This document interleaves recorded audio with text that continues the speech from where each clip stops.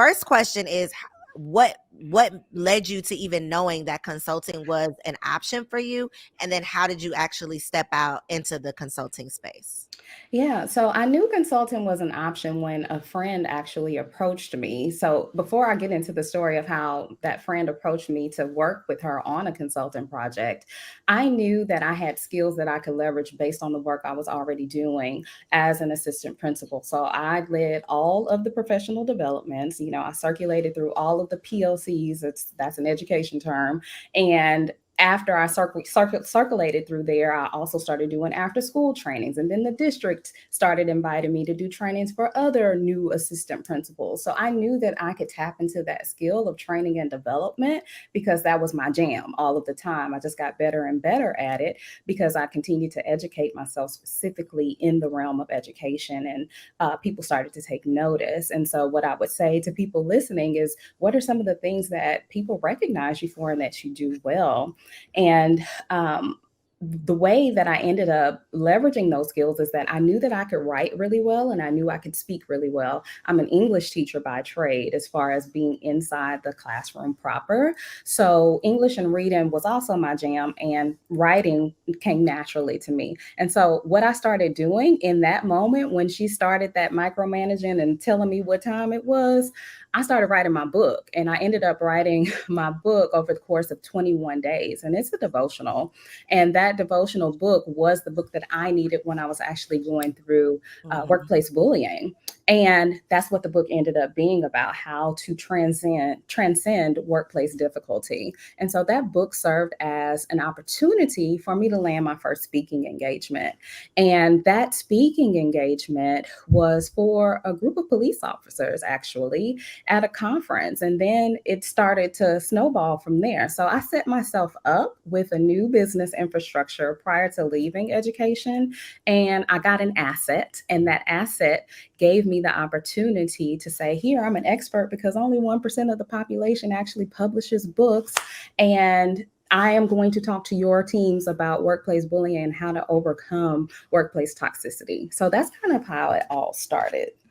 Look at God. Okay. Talk about turning your pain into not only your purpose, but also a paycheck. So the Yes. thing that literally could have broken you, because people allow these scenarios to stress them out to the point where they end up with,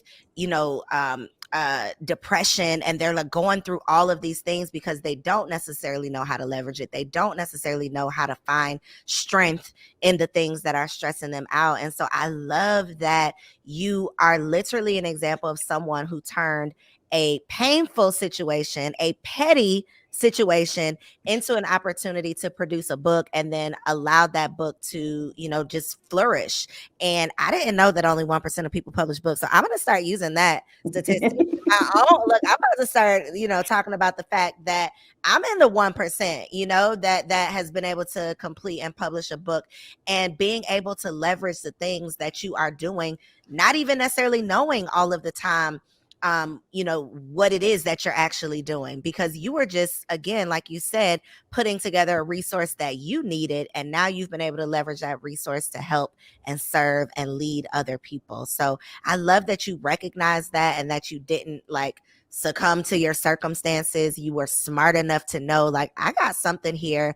I'm already an expert. I've already proven myself. I have this track record based on, what my job has me doing.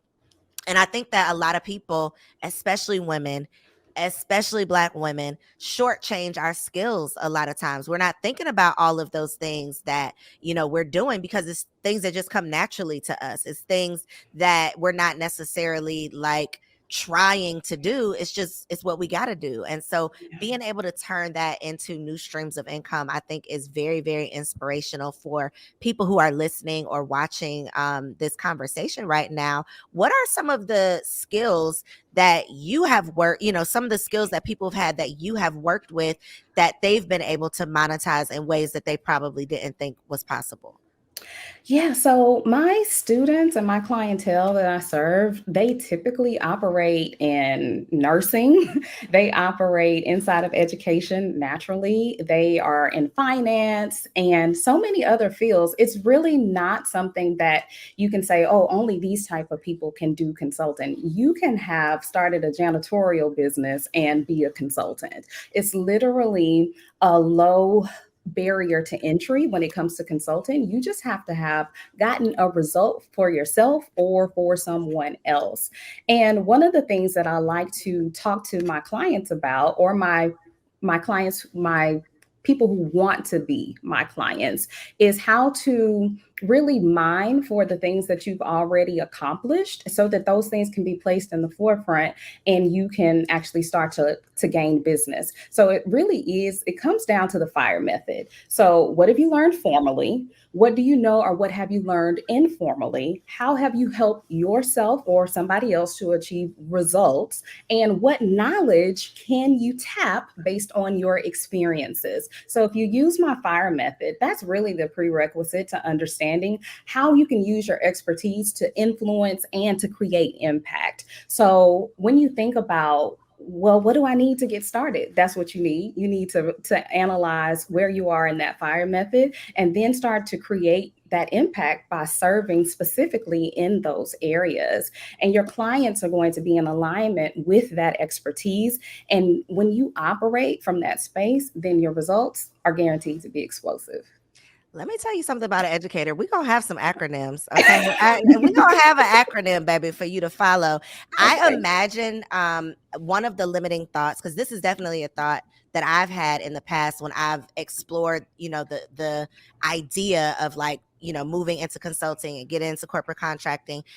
A limiting thought that I've had is I've never worked for corporate. Like, I have no idea what some of the things corporate is actually looking for that that is in alignment with my skill set. Do you find that that's a common misconception or a common limiting belief that your clients or potential clients are coming to you with? And how do you help them dispel it? Is it going back to that fire method?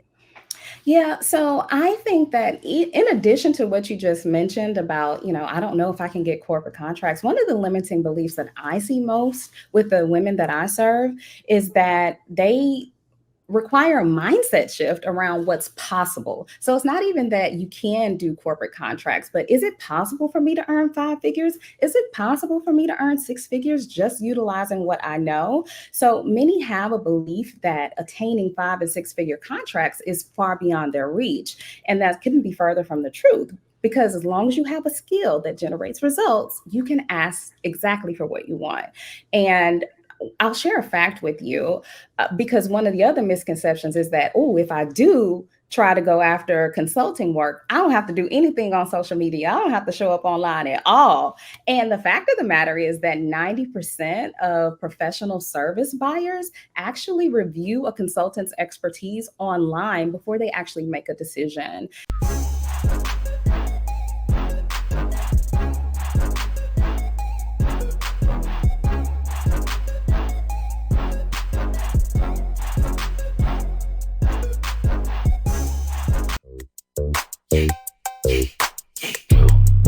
Girl, stop playing.